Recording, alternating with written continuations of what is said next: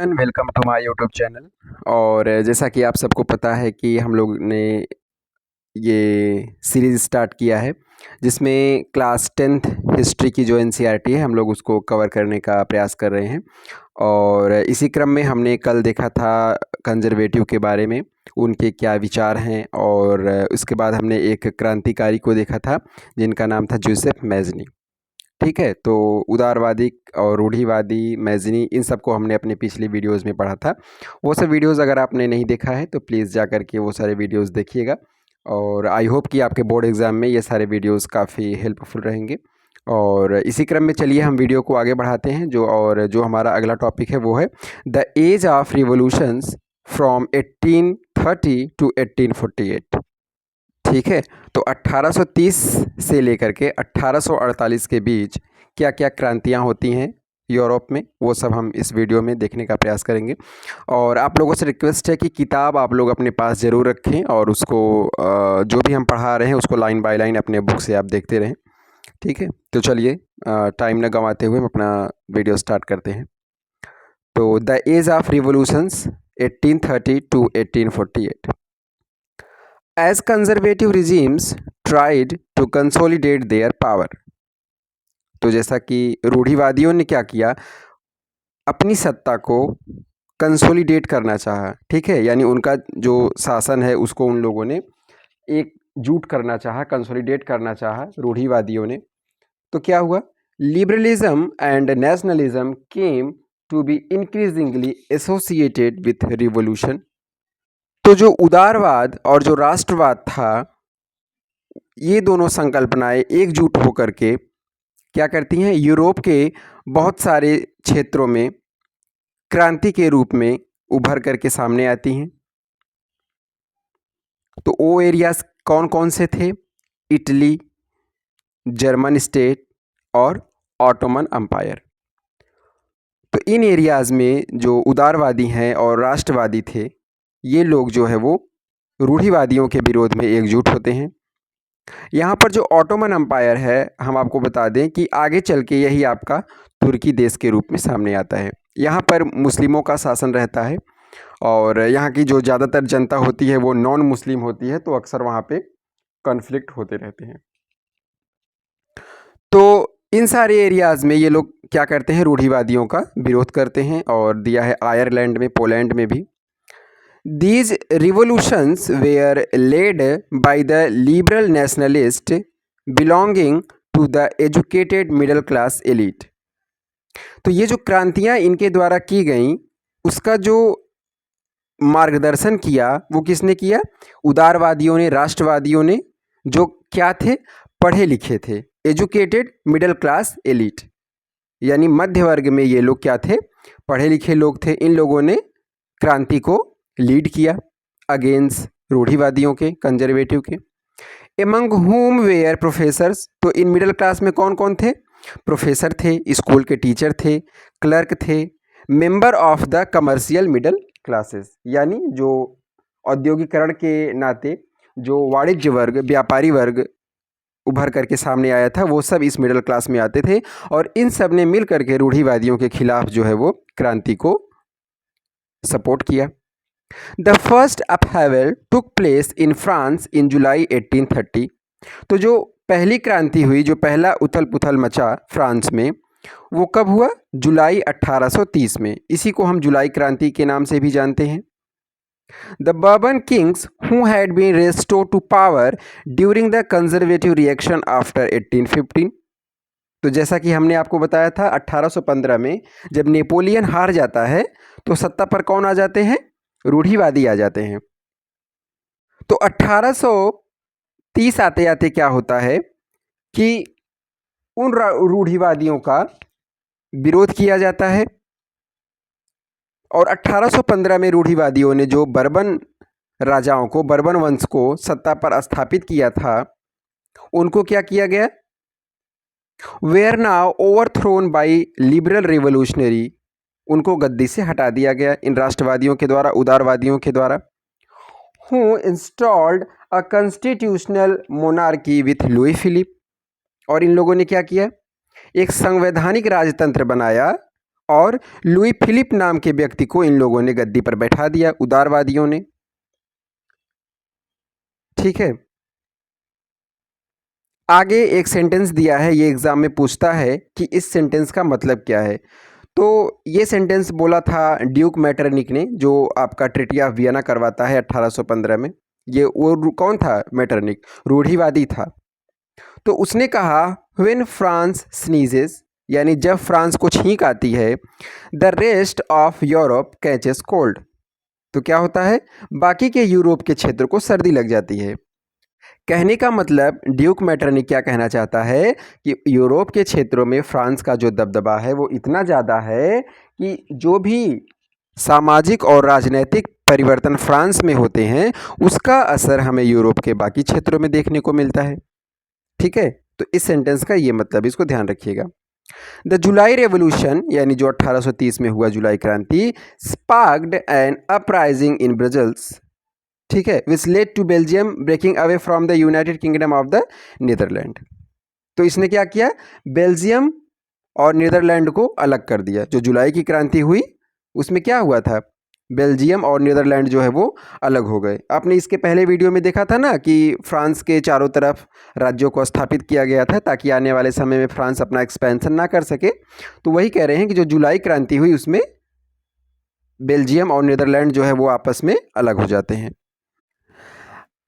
An event that mobilized nationalist feelings among the educated elite across Europe। अब आपको एक example दिया जा रहा है कि एक ऐसी घटना हुई जिसने क्या किया? राष्ट्रवादी भावना को, जो पढ़ा लिखा तबका था, जो मध्य वर्ग तबका था यूरोप का, उनमें क्या किया? एक गति प्रदान किया, जो आपकी जुलाई क्रांति हुई थी। ठीक है, तो an event that mobilised nationalist feeling among the educated elite across Europe was the Greek war of independence. तो स्वतंत्रता के लिए ग्रीक देश, जिसको हिंदी में यूनान कहते हैं, वहाँ की जो लड़ाई हुई स्वतंत्रता के लिए, उसने क्या किया? जो पढ़े लिखे राष्ट्रवादी हैं उनमें राष्ट्रवाद की भावना को भर दिया। Greece had been part of the Ottoman Empire since the 15th century, यानी 15वीं शताब्दी से ही जो यूनान था, जो ग्रीस था, वो ऑटोमन एम्पायर का पार्ट था। जिसका शासक कौन था बताइए? ऑटोमन एम्पायर का मुस्लिम तबका, जो बाद में आपको तुर्की देश बनता है। तो क्या हुआ? The growth of revolutionary nationalism in Europe, spark of a struggle for independence. The growth of revolutionary nationalism in Europe, यानी जो क्रांतिकारी हैं, जो राष्ट्रवादी क्रांतिकारी हुआ यूरोप में, उसमें वृद्धि हुई और उसने क्या किया? भड़का दिया। Spark of a struggle for independence, स्वतंत्रता के लिए एक चिंगारी को भड़का दिया। एमंग द ग्रीक, यानी ग्रीक के लोगों के बीच में स्वतंत्रता के लिए चिंगारी को भड़का दिया, जो क्रांतिकारी राष्ट्रवादी लोग थे, उदारवादी जो लोग थे। विच बेगन इन 1821, और ये सब कब स्टार्ट होता है? 1821 में। Nationalist in Greece got support from other Greeks living in exile.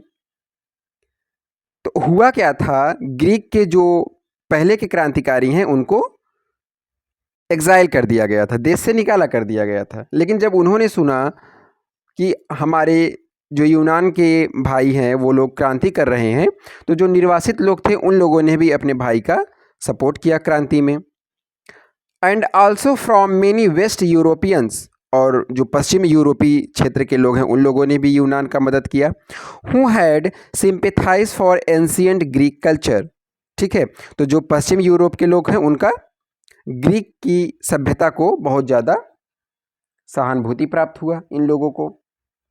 Poet and artist lauded Greece as the cradle of European civilisation. तो ये इंपॉर्टेंट फैक्ट है, इसको आप लोग हाईलाइट करेंगे। जो कवि और कलाकार लोग थे उन लोगों ने यूनान को क्या कहा? क्रेडल ऑफ यूरोपियन सिविलाइजेशन, यानी यूरोपीय सभ्यता का पालना। तो ये पूछता है एक नंबर में, यूरोपीय सभ्यता का पालना किसे कहते हैं? यूनान को, ग्रीस को। And mobilised public opinion to support its struggle. तो जो कवि हैं, जो कलाकार हैं, उन लोगों ने क्या किया, देश की जो जनता है उसके मत को इन लोगों ने क्रांति की तरफ मोड़ दिया और उसको सपोर्ट किया अपने काव्य के द्वारा, अपनी कला के द्वारा। ठीक है, struggle against a Muslim umpire, यानी ऑटोमन अंपायर के खिलाफ कवियों ने, कलाकारों ने लोगों को सपोर्ट किया। तो उसी में एक पोएट हुए, English poet Lord Byron. The English poet Lord Byron, इन्होंने क्या किया, ऑर्गेनाइज फंड्स, पैसा इकट्ठा किया इन्होंने ग्रीक की क्रांति में लोगों को पैसा देने के लिए, लोगों की मदद करने के लिए। And later went to fight in the war, और उतने से इनका मन नहीं भरता है तो क्या करते हैं, ये लोग यूनान की जनता के लिए लड़ाई भी लड़ते हैं। जो लॉर्ड बायरन होता है अंग्रेज कवि, तो जहाँ पे क्या होता है, where he died of fever in 1824, जहाँ पर क्या होता है, इनकी मृत्यु हो जाती है बुखार से। और finally the treaty of Constantinople of 1832,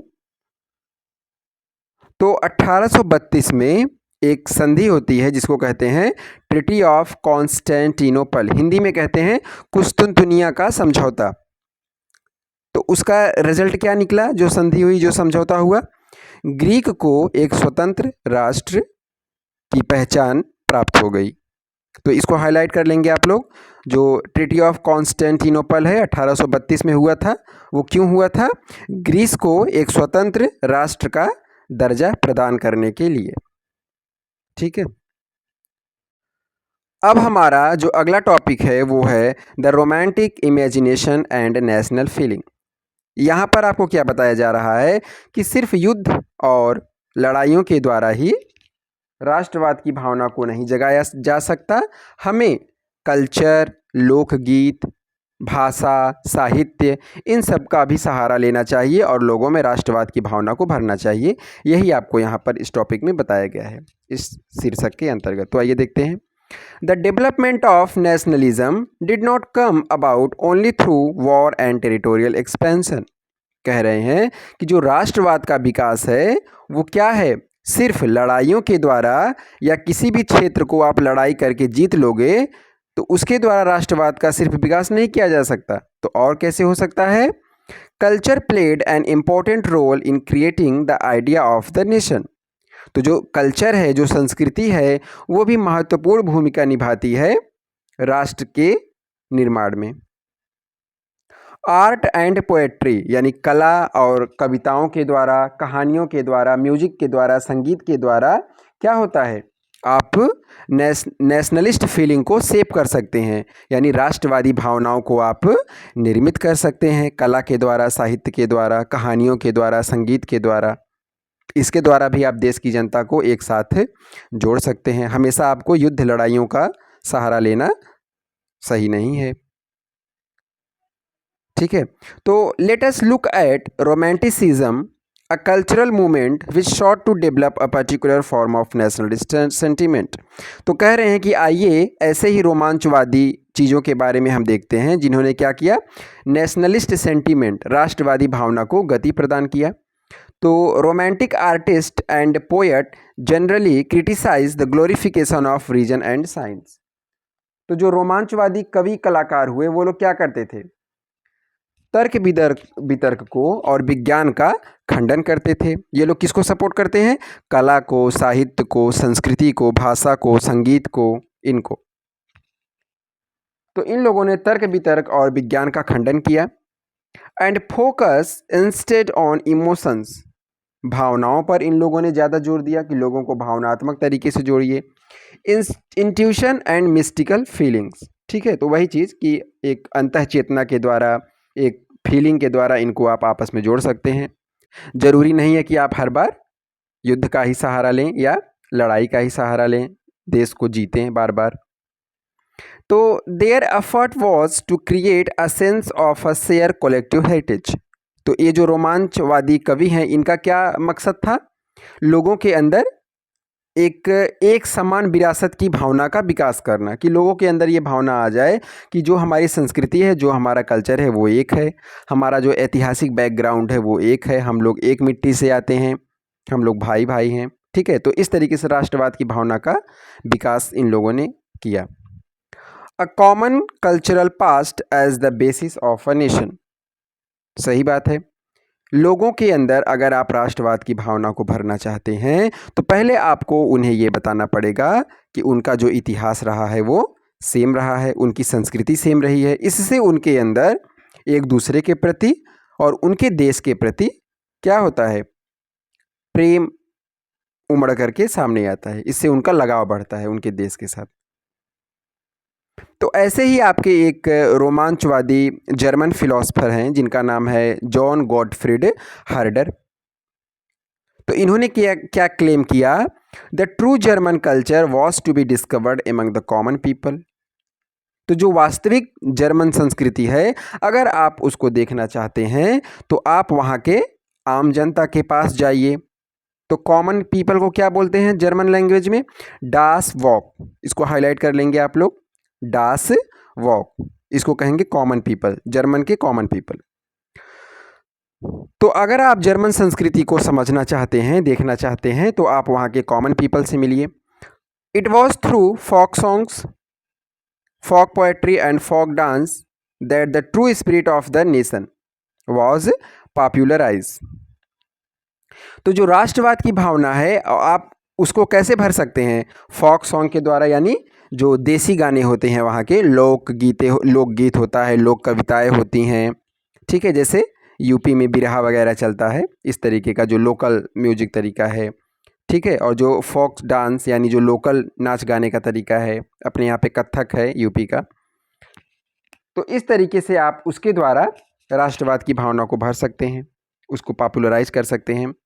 so collecting and recording these forms of folk culture was essential to the project of nation building. तो इनके सहारे आप क्या कर सकते हैं, नेशन बिल्डिंग, राष्ट्रवाद की भावना का विकास कर सकते हैं। और the emphasis on vernacular language, vernacular language का मतलब जो क्षेत्रीय भाषाएं होती हैं, जैसे अपने यहाँ इंडिया में राजस्थानी हिंदी, भोजपुरी, अवधी, ब्रज। तो क्या आप कर सकते हैं, जो लोकल पीपल होते हैं उनको अपनी क्षेत्रीय भाषाएं ज़्यादा समझ में आती हैं। तो अगर आप उन्हें उनकी भाषा में कोई चीज़ समझाने का प्रयास करेंगे तो उन्हें ज़्यादा समझ में आएगा। तो वही इन लोगों का कहना है, रोमांचवादियों का, कि अगर आप जनता में राष्ट्रवाद की भावना भरना चाहते हैं तो उन्हें उनकी भाषा में, लोकल भाषा में समझाइए, उनके संगीत के माध्यम से, उनके जो नाच गाने का तरीका है उसके माध्यम से।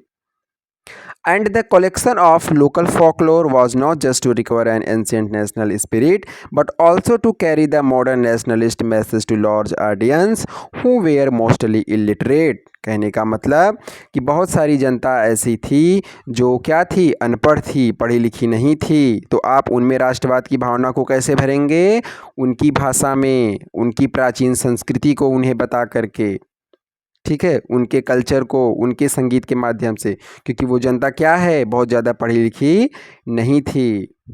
तो इनका, रोमांचवादियों का ऐसा मानना है। तो यहाँ पे आपको वही एक एग्जाम्पल की सहायता से समझाया जा रहा है कि कैसे पोलैंड को रूस के लोगों ने आक्रमण के द्वारा जीत लिया था, लेकिन वहाँ की जनता जो है अपने काव्य के प्रति, अपनी भाषा के प्रति बहुत ज़्यादा समर्पित रही। तो this was specially so in the case of Poland.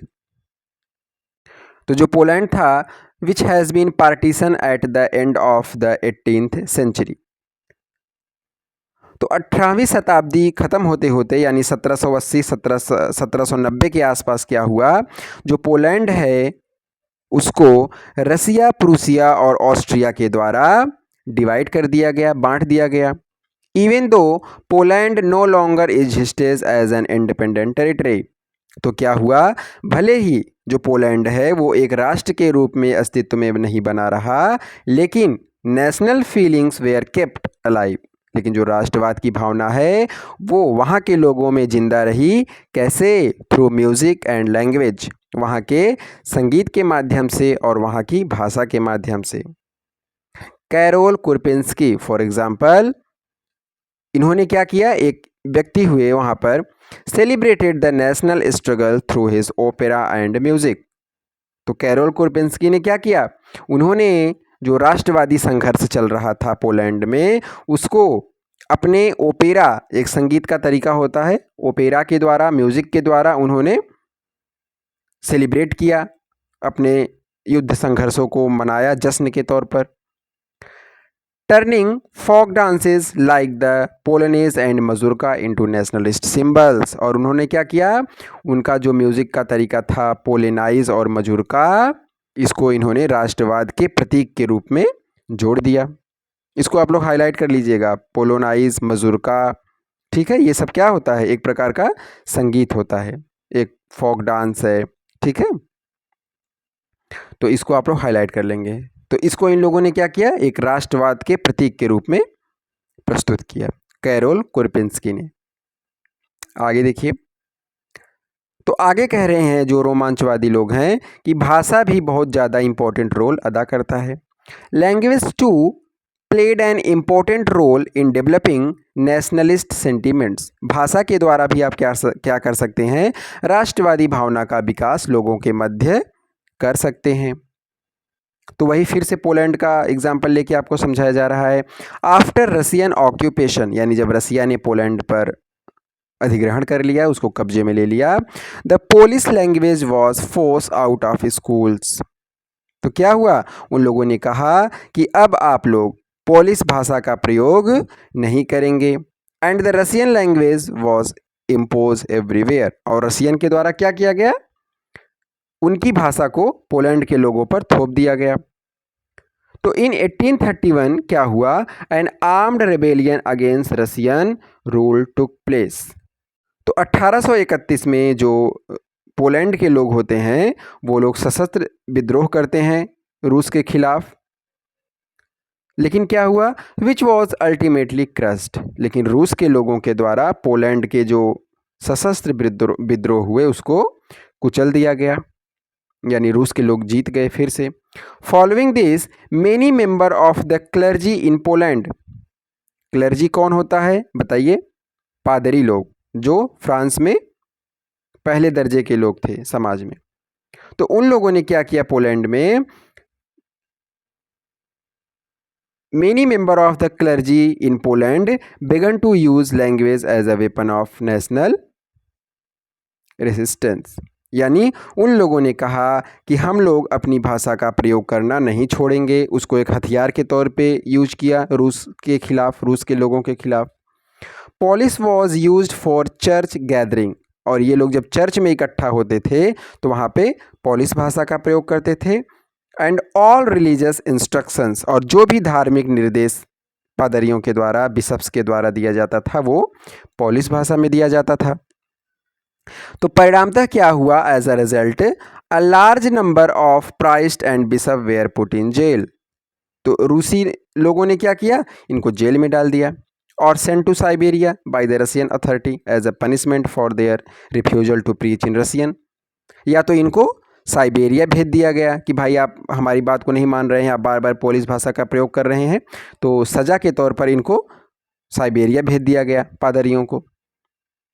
The use of Polish came to be seen as a symbol of the struggle, ठीक है। तो इन लोगों ने क्या किया, यहाँ पे समझ पा रहे हैं आप लोग, पोलिश भाषा को एक संघर्ष के तौर पे कि हम भाषा के माध्यम से इनसे लड़ाई लड़ेंगे, इनकी बात को नहीं मानेंगे।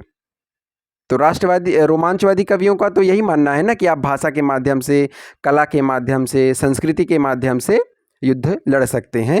तो वही पोलैंड के लोगों ने किया कि भाषा के माध्यम से ये लोग युद्ध लड़ रहे थे कि हम अपनी भाषा को नहीं छोड़ेंगे, ठीक है।